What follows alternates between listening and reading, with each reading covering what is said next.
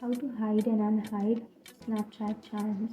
So if you want to hide or if you want to unhide the Snapchat charms, then first of all you can open up your Snapchat application, and then after opening your Snapchat, then you can simply go for your chats, and then you can choose any chat or any friend that you would like.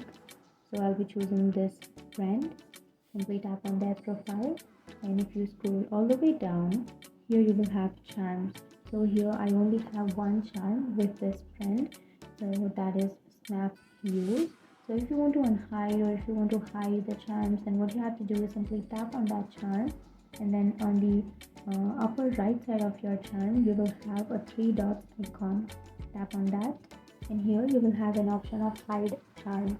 So let me tell you one thing, that on Android, if you tap on hide charm, then you don't have an option, or you won't get an option to unhide that charm again.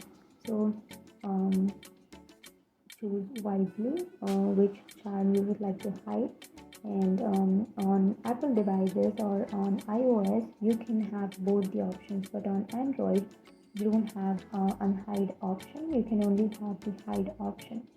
So that's it. That's how you hide or unhide the charm. And if you have any questions, feel free to comment below. Thanks for watching.